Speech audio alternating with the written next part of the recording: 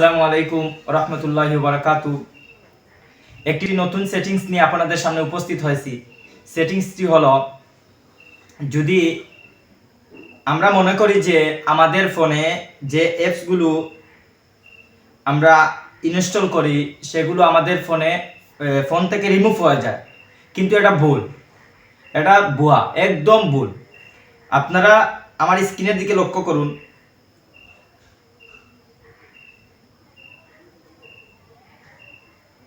স্ক্রিনের দিকে লক্ষ্য করুন যে আপনাদেরকে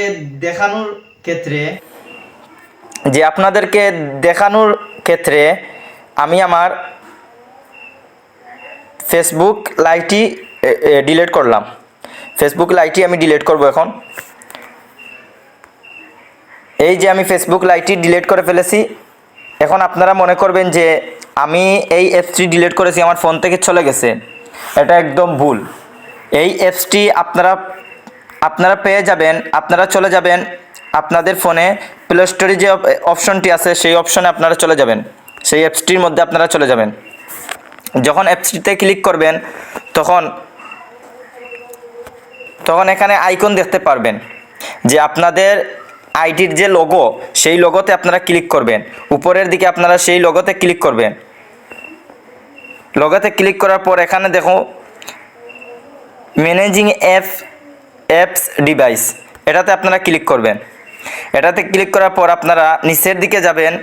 এখানে দেখুন রাইটিংস রিভিউ, এটাতে আপনারা ক্লিক করবেন। এটাতে ক্লিক করার পর আমি যতগুলা অ্যাপস আমার ফোন থেকে ডিলিট দিয়েছি সবগুলা অ্যাপস এখানে এসে জমা হয়েছে।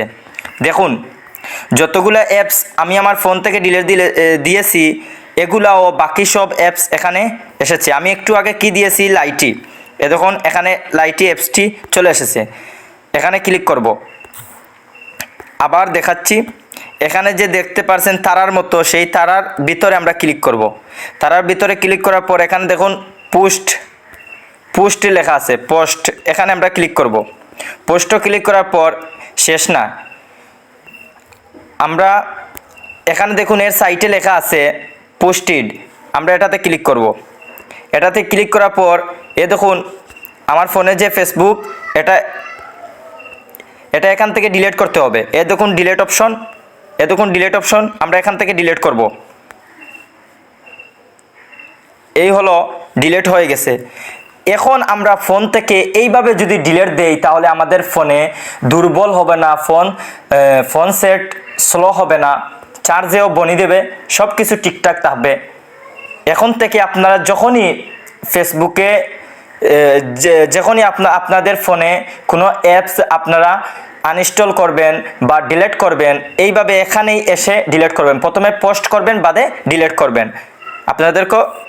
আপনাদেরকে দেখিয়ে দিয়েছি। তারপর আপনারা কি করবেন, এগুলোকে আপডেট দিয়ে দেবেন।